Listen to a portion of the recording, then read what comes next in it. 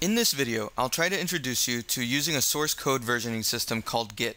I'll briefly cover questions such as what is source control, what is Git, how does it relate to GitHub, and I'll then provide some tips for getting started along with some examples and demos. So let's begin. If you have worked on group projects before, you have undoubtedly used some sort of source control to manage your collaboration. Perhaps your group was working on a Word document or a PowerPoint, and perhaps you would do a save as and append a date or a version number to the file name. Then everyone would email those versions back and forth.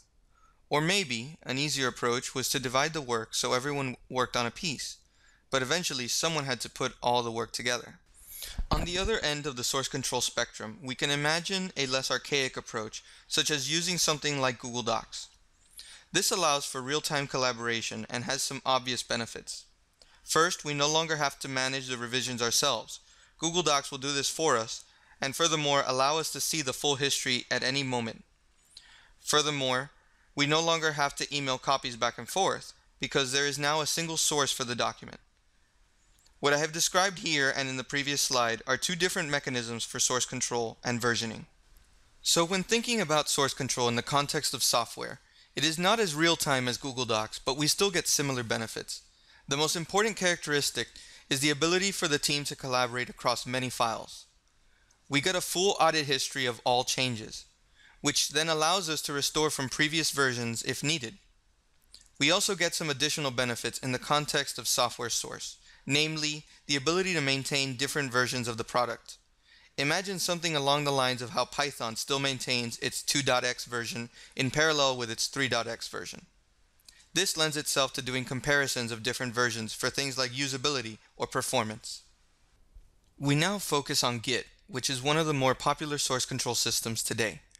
It was developed in 2005 by Linus Torvalds, originally for managing the source code for the Linux kernel. Linus was not satisfied with other source control systems at the time, and so he developed Git with a focus on speed, scalability for large projects, distributed, meaning there is no central location with all files and history. Therefore, you can work even if you lose internet access. And 6, support for non-linear development. So what is the difference between Git and GitHub? As we already talked about, Git is a source control system. As you work on your project, Git can track your changes on your local machine, but at some point you want to copy all those changes to a remote server, which in Git terms is sometimes referred to as the origin. GitHub is a website that offers the service of hosting Git repositories, along with some other ancillary features. Some of these features include issue tracking and release management, facilities for doing code reviews and commenting, and GitHub pages, which is the ability to create websites for your repositories. I will briefly demo this last one in a bit. I will now demo a few of the GitHub features that I've talked about and give you some tips on how to get started. We begin by navigating to the GitHub homepage at github.com and creating an account. Once you log into your account, you should see a dashboard view which includes your activity feed as well as a list of your repositories. I recommend reading through the GitHub Bootcamp for a more detailed introduction to GitHub. Let's now look at creating a new repository. First thing you have to do is give your repository a name, which I'm sure you will choose something more meaningful than demo. I will choose to initialize the repo with a README file, which is merely an empty text file that will be at the root of the repository. We can now clone this repository to our local machine using the URL provided on the right-hand side. I will go on a slight tangent at this point to go over tools such as the Git shell as well as some GUI options. Let's navigate to git-scm.com, where we can download Git clients for our operating system. This is also a good resource for official Git documentation. If you have not yet installed Git on your machine, you must first download and install the binary package. On Windows, this will also install a Bash shell emulator. From this page, you can also browse for GUI clients for your operating system. For part of my demo, I will be using SmartGit.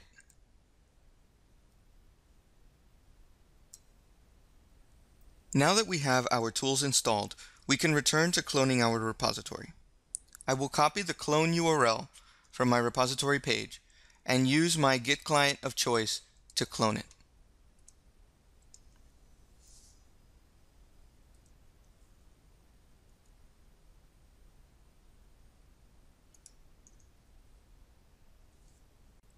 The Smart Git output shows that the clone was successful. I can see that I now have a new folder in my file system called demo, and its contents are the single README file that is in the repository.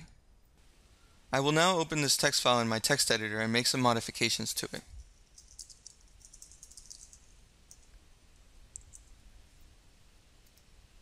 I can see now that the file shows up in my Git client as having been modified. Once you are satisfied with your changes, you will commit them. I click on the commit button in my Git client and I'm prompted to enter a message. It is good practice to enter a meaningful and descriptive message so that other developers working on your project can understand the rationale for changes.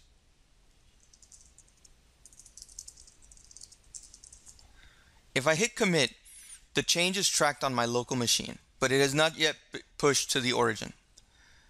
If I hit commit and push, it will do both, save it to my local as well as push it up to the origin, in our cases on GitHub. I'm going to do that one.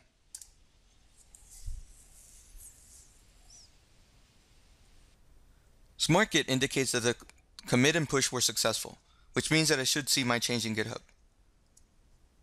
Indeed, I can see that my change has been reflected in GitHub along with author and time information. I'm going to fast forward a bit and show a repository with some code files in it already. One of the most important topics in Git is the concept of branches. You can see in this repo, there are 6 branches. 4 of the branches are named for members of the team. These were personal development branches for the work that they had in progress. Once the work was at a point that the team member was happy with it, they merged their personal branch into the integration branch. This was the branch used for testing as well as demoing to the client for acceptance.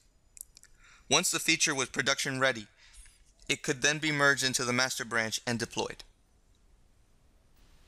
Branches are also used for the GitHub web pages I mentioned earlier. I am showing here a repository where I have committed the tutorial videos I've made, including this one. In fact, if I come over here to my Git client, you might find it curious that as I'm preparing this tutorial video, you can see that I've made changes to the Camtasia project and I've added new clips since the last time I pushed to GitHub. But getting back to what I originally wanted to show you, is that there are 2 branches in this repository. I'm currently on the master branch, which is where I modify my Camtasia project as well as add new video clips, but there's another branch here called gh-pages. This is where the GitHub web page for this repository is served from. A brief comment on Git terminology. Whereas in other source control systems, checkout usually means bringing the source from the central server to your local machine. We saw that in Git, that is referred to as clone. When I clone the repo is when I bring everything to my local. Checkout is the term used when switching branches. So you can see that I have now checked out the gh-pages branch on my local machine. So let's take a look at what this GitHub page looks like for this repository. By convention, the pages are served up at the repo owner.github.io / the name of the repository. So if I navigate there, I see that right now this is a single web page with a link to the Trello tutorial video. I now want to add a link to the new Git tutorial video that I'm currently recording to this page. So to make this change, I'm going to open up the folder containing my GitHub page code. I can see the index.html, which is the page being served up here, and the Trello HTML, which is the page that this links to. I went ahead and created the new Git HTML and added a link in the index.html to the new file. I can see my changes in my Git client. I'm going to go ahead and commit these changes.